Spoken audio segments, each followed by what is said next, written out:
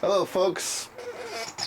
How is everyone doing today? Glad to be here. I got a lot of records to show, so I probably should get right to it. It's been a while since I've posted a video. The last couple of weeks have been kind of hard for me. My father passed away, and I've been spending every day since then, sorting out family business and grieving.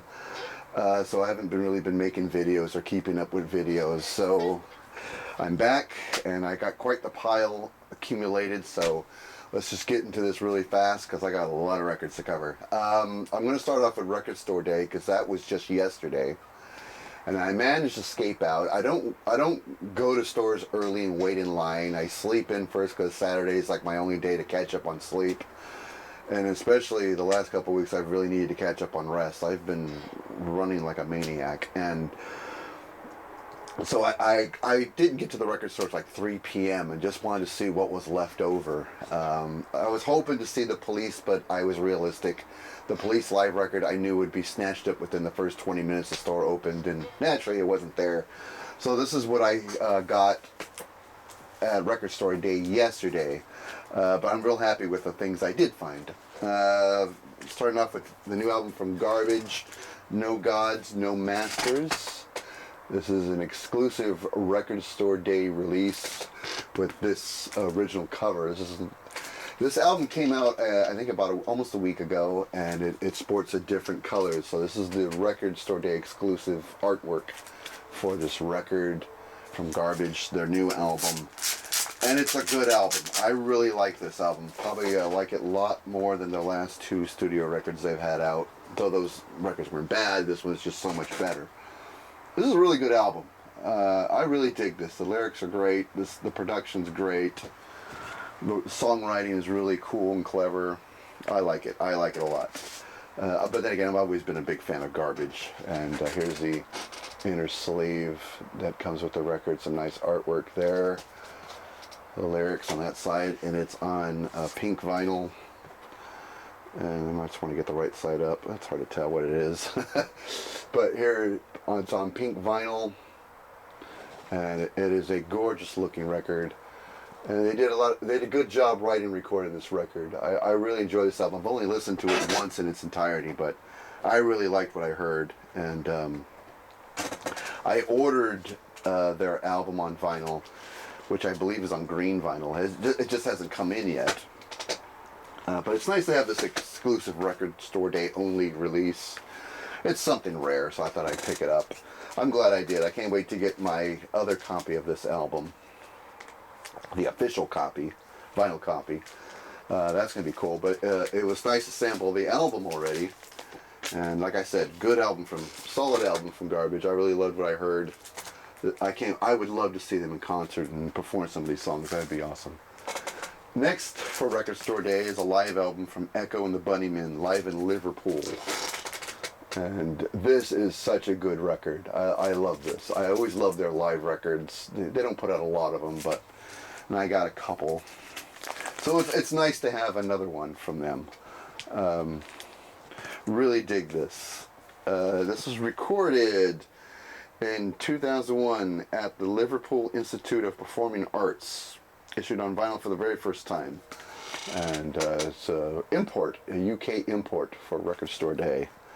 And I'll just show you the sleeve. This is one of the two sleeves. This is a 2-record set. And this is the first sleeve on it. Really nice. It's on clear vinyl. Beautiful record. Sounds great. Good live recording. Echo and the Bunnymen's a good live band. I dig their sound live. Very good live band. Has Lips Like Sugar, The Cutter, Killer Moon, all that jazz, and other great songs. The Killing Moon. Did I say Killer Moon? The Killing Moon. I get tongue-tied sometimes. But you know what I mean. I hope you know what I mean. Anyway, cool 2-record set. Really love this. Music's fantastic. Like I said, they're a good live band. They're a fun live band to listen to, and this is a great record just to throw on the turntable and just chill out and have this playing in the background. It's good stuff. It's good stuff, and I'm really glad I pulled the trigger on it. It was like $35 or so, which I think is not bad considering it's a 2-record set. live recording. It's an import. So glad I got that one. And the last of the record store day purchases is from Genesis. It's live at Nebworth, a 12-inch single. On the A side, we have a live version of the song Mama. And on the B side, we have the Turn It On Again medley. And this was recorded in 1990 at Nebworth Park, London, and recorded at Nebworth House, Saturday, June 30th, 1980, in front of 120,000 people. So quite a big crowd for this. Because I remember this concert way back in the day. I remember Pink Floyd headlined it, Robert Plant played it, so did Dire Straits and Eric Clapton and Tears for Fears, and Phil Collins' solo band, who was later joined on stage by the members of Genesis, Michael Banks, Tony Rutherford. And the Turn It On Again medley, which is on side 2, is Phil Collins' band playing along with Genesis, and they go through the song Turn It On Again, plus a medley of Motown classic hits, some classic rock songs. They used to do this on their tours to end the show in the 80s, to the annoyance of a lot of the hardcore Genesis fans. They never liked the Turn It On Again medley. They ditched it by the time the 90s rolled around, so it was a kind of a cool 80s thing. And to have I like it. I'm not in love with it, the Turn It On Again medley. It's not the best moments of Genesis live, but it was a fun little thing they used to do, to the annoyance of the hardcore fans, but hey, it is what it is. Alright, so those are my record store day purchases for 2021, June. And now are some new and used records I've accumulated over the past month or so. We'll start off with Pink Floyd. We just showed Genesis live at Nebworth, and from the same show, this is Pink Floyd live at Nebworth 1990. Like I said, Pink Floyd headlined the Nebworth show. It was a charity concert. And this is the set that Pink Floyd did during that show back in 1990. And originally I was not going to buy this album because I already have the remastered version of Delicate Sound of Thunder, and a lot of the songs on that album are on this. So I figured, why would I need another live recording of all those songs? Well, this album is pressed at 45 RPM, and that really caught my interest, thinking, boy, if it's at 45 RPM, the whole set is going to sound incredible. And it does sound incredible. The audio mix on this is so good. It comes with this booklet with live pictures from the Nebworth show. I'll just pick the centerpiece here to show you, but there's a lot more live pictures in this little book that came with the album. Very nice.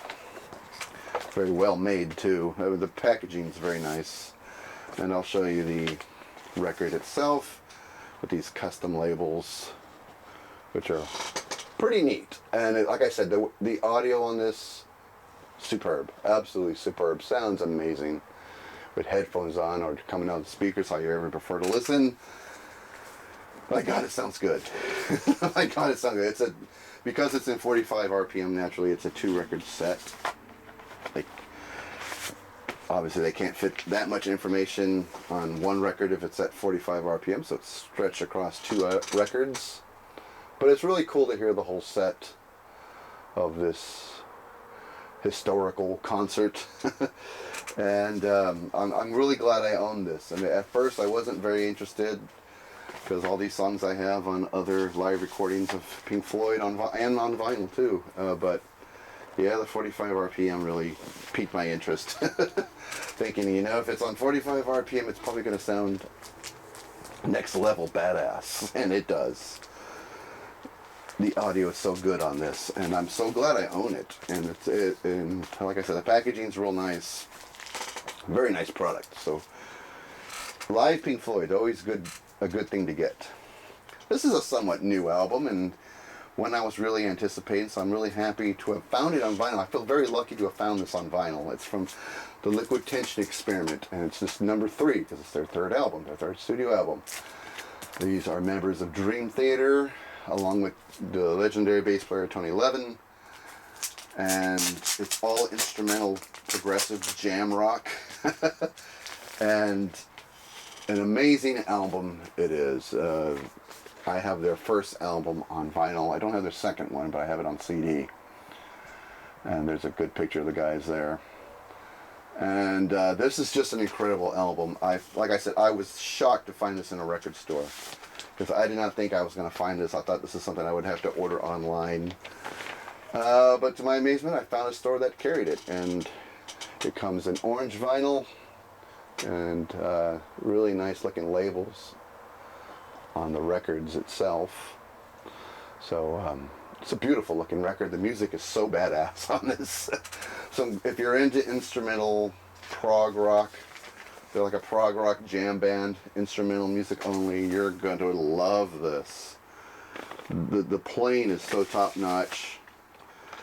The production is really good. You know, the quality of the recording, the mix, all that stuff like that sounds great. I'll just show you the next one. This is the second of the 2 LP set. Beautiful, beautiful package, beautiful records, and kick-ass music. Kick-ass music.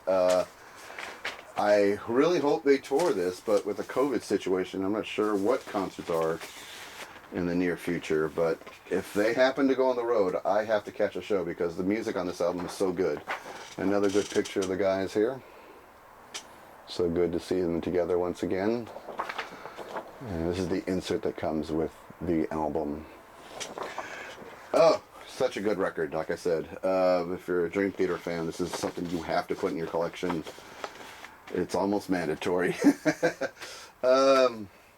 Just some good jamming on it. That's really all I can say. Every song to me is a killer, except for one. They have a song called Rhapsody in Blue, which I just haven't caught on to yet. Maybe the more I listen to it, I'll finally make a connection with that song. For now, it's the one I skip over. I don't know what it is. I just, and it's a long song too. It's like 13 minutes long. It's one of the longer songs on the album. I just can't seem to connect with that song. It doesn't vibe with me very well, but maybe with more listens, I'll finally make a connection to it. Alright, so next one up is a new Marillion live record, which I'm very excited to have. I'm a big Marillion fan. This is a Marillion with Friends at St. David's. Live recording Marillion with the symphony orchestra, small little symphony of strings. They put out a studio album with the strings, with the orchestra, and it sounded great. So now this is a live recording of it. Some reimagined or reworked classic Marillion songs with the strings, with the string quartet or orchestra, whatever you want to call it. It sounds so damn good. So good, and a great track listing on this. This is a 3-record set, and it has Gaza on here, Seasons End, Estonia, Hollow Man, The New King sound great. Great version of Ocean Cloud, which takes up all of one side. Ends really strong with Fantastic Place in This Strange Engine. Such a good album. Such a good album. And these are the interior sleeves that go with it. Again, good packaging. Another colored vinyl album. But it looks great. It's on colored vinyl. I'll just take it out here. Really beautiful looking album. So glad I got this. You know, when Marillion teams up with the string quartet or the orchestra, the music just goes to a next level. It sounds so good, especially the last 2 songs, Strange Engine and Fantastic Place. It sounds so great with the strings. When they do up these special versions of the songs, they really sound amazing. Absolutely amazing, and it's just a joy to listen to these records, I swear. That's how good it sounds. I really love it. I really love what I heard of it. I've spun this quite a few times already. I haven't had it very long, but every time I spin this, I'm on cloud 9, I'm telling you. Great reworkings of this song to accommodate the strings. Now I can't imagine those songs without the strings. That's how good they are. And just my favorite, just my favorite. Beautiful album. Beautiful album. Joy to own. I'm so happy, and it's a joy to own this. It just seems like the older Marillion gets, the better their albums get. The better the live versions of the albums. You know, everything always gets better with time with Marillion. I love it. I mean, some fans might have a different opinion. They might like only the Fish stuff, and that's it. That's their opinion, not mine. I love it. So Marillion with Friends at St. David's is a great live record. One I didn't really need, but it's an anniversary pressing, and I wanted to get it. It's from Phil Collins, anniversary pressing for But Seriously. I can't remember if it's 35 year or 40. 30th anniversary, which is on blue vinyl, which is really nice. I'll take it out to show you. I have the remaster of this already. This contains the remaster, which I already had on vinyl and on CD. It's just, here's the inner sleeve, just lyrics, but it's on this colored vinyl, and it looks really nice. I thought that was gorgeous. That's why I wanted to get it. I mean, I already have the remaster, like I said, on vinyl, but this colored version for the anniversary pressing looked really, really nice. And it is really nice. It sounds great too, but you know, like I said, I've already heard the remasters. But you know, the colored vinyl is really nice, and I'm really glad I got this, even though it wasn't really something I per se needed. I'm glad I got it. I'm really glad I scored it. Big Phil Collins fan, big fan of this record too. Big fan of this album. There's some great songs on it. Another Day in Paradise, Hanging Long Enough. That's Just the Way It Is. I Wish It Would Rain Down. Find a Way to My Heart. Saturday Night, Sunday Morning. Colors. Very strong album. Probably one of the last big albums he's had. Albums were still pretty good after that, but not to this, not to anything like this. And just showing how good of a writer he was back in his day. So real glad to own this anniversary copy of But Seriously from Phil Collins. It's a great, great album. All right, now we're going to go into some used records that I'm really glad to have scored. Like this one from Camel, a live record. Very cool album. It was recorded over 3 different tours in 74, 75, and 1977. Really good stuff. It's a gatefold 2-record set. Very nice. I think record 2 is the entire complete performance of their song Snow Goose, which I never thought I had. I never thought I had the studio version on vinyl before until I dug through my old Camel records and saw it. Like, oh, I do have Snow Goose, and I think it was a promotional copy too. I just forgot I had that.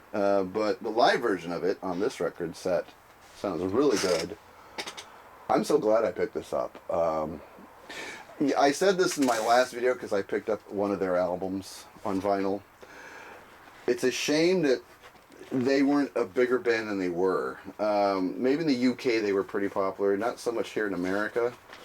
I mean, they do have some fans. People who like prog rock like them, but I wouldn't say they're a big band like a Yes or a Genesis or a Rush.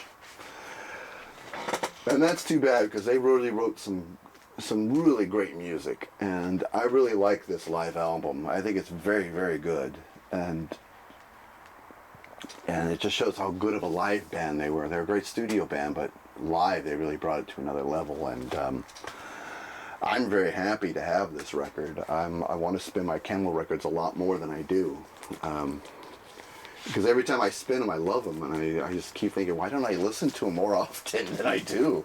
I should, because they're such a great band. So very happy to have this Camel live record. Like I said, I just wish they were more popular in the US than they are. But hey, they're popular in my collection. Another artist not too popular in America, but popular in my collection, especially nowadays, is Ellen Holdsworth. This song is Out of a Crumb. I think it's what it's called. Out of a Crumb. Solo record from Ellen Holdsworth, which I believe came out in the mid-'80s, 1985, I believe, or 86. Anyway, I'm just now starting to develop a Ellen Holdsworth collection in my collection here, and I've yet to hit a bad Ellen Holdsworth album. They are all smoking good, and this one is no exception. Great instrumental, fusion rock, jazz influence, but definitely rock, and it sounds fantastic. His playing is leaves me speechless. This is a very solid album, and I'm glad. I mean, better late than never, right? Better late than never. At least I'm finding this is probably my 4th or 5th Holdsworth record in my collection. I think 4th. And like I said, they're all good. Everyone I've found and played has been awesome, and this one is awesome as well. He is one amazing guitar player, amazing guitarist, and love his records, and can't get enough of his albums, and so glad I'm finding them one by one when I go digging. He is quickly becoming one of my favorite artists to collect. Love his stuff. Another Genesis record, or records I should say. I don't need any more Genesis albums on vinyl. I have a little shelf. I have a shelf here, not little, it's quite big, of all Genesis records, and it's jam packed. I don't know how the hell I'm going to fit these in there. Plus the one I got for Record Store Day. When you're a Genesis fan, you're never done buying their vinyl, I swear. So I got Abacab and this self-titled Genesis album. And you're probably wondering, well, why get that? What's so special about those albums if you already own them? And for the very stupid reason, they're on the Vertigo label. And I can't remember if I have the Abacab one on Vertigo, but I definitely don't have this one on Vertigo, which is a self-titled album that came out in '73. Some people call it the Mama album. And I love this UFO Vertigo label. It is so cool. So I believe these were pressed in Germany, and I don't know, that Vertical label is awesome. I saw that and I said, yeah, I gotta have that. Even though I own so many copies of this freaking album, I still want it because of that stupid label. And I'm so glad I actually pulled the trigger and did it, because I love these. Part of the fun of being an obsessed vinyl collector is finding these different pressings, different labels from different countries, and it's fun. Fun for me. Probably boring for anyone else, but fun for me. Like Abacab, I have so many copies of this freaking album on vinyl. It's an obsession now, and like I said, this one isn't. This is quite different. It's a red Vertical label, but still very cool. And that is why I picked both these records up, just because of the label. And the music's no different than any of the other pressings I have. Still the same song, still the same order of songs, still the same mix. It's just that little label on the record is different, and that was enough for me to want to buy it. Yeah, I know, stupid, but I like collecting stuff like that, and being a Genesis fan on top of that, I don't know, I'm still glad I did it. Another record I had before that I don't need, but this was a different pressing. You're going to hear that story a lot in this video. It's from ABC, the Lexicon of Love. This is the UK pressing, which is a lot better than my American pressing. Even has the original hype sticker on it. Really cool 80s album. Here's the original insert. And nice custom label. So, very nice put together package. This is the UK pressing of it. Classic 80s pop rock with Look of Love and Poison Arrow. It's a good album. It's a really good album. It's a fun album. And really glad I pulled the trigger on it and bought it. I am a fan of this album and the band. I know Martin Fry hired a bunch of session players and still puts his version of ABC out on the road. Maybe when COVID is lifted, hopefully he'll do some shows around my area and I can see ABC for once in my life live before my very eyes, and that would be fun. because from what I hear, he puts together a pretty good live band, so it's worth seeing and checking out. All right, last one from Simple Minds, Sister Feelings Call. Another record I had already, but what makes this copy a little different was this is a UK pressing. This came free with another one of their albums, which now the name escapes me, which it was. But it was a 2-record set, and you got this record as a part of the 2-record set back during the first run of those albums in the early 80s. That's why there's no barcode on the back of this album. And it gets this special custom label on the record, which was not featured when this album was released commercially on its own, because it just had the Virgin Music record label on it. So this is the only time this custom label appears on this album, when it was free with one of their other records as a kind of a double album deal during the first run of those records. So it's somewhat of a rarity to get this version of the album. Great album from Simple Minds. The American is on here, which is a great song. Theme for Cities is on here as well. This is a really solid album. Kind of a I don't want to say techno, but kind of like a early synth pop type of sound to it. It's pretty cool. Pretty cool. So I really love this album. Great sound to it. Like I said, it's a rarity for these to have this version of it, which I'm really happy to have. Even the color, there's a different color tone in the cover than the one that was originally commercially released. So being a big Simple Minds fan too, it was worth it to get this extra copy of it because of that reason. So very cool stuff indeed. And that's it. That's the haul for this month's video. Yeah. And hope everybody had a good record store day. As always, people complain about record store day, saying it's a cash grab, and I made the same argument too on prior videos. I still do believe that, actually. But at the same time, the year that these independent record stores had, where if they were open at all, they can only have 4 or 5 customers in the store at one time because of the size of their retail space and the spread of COVID.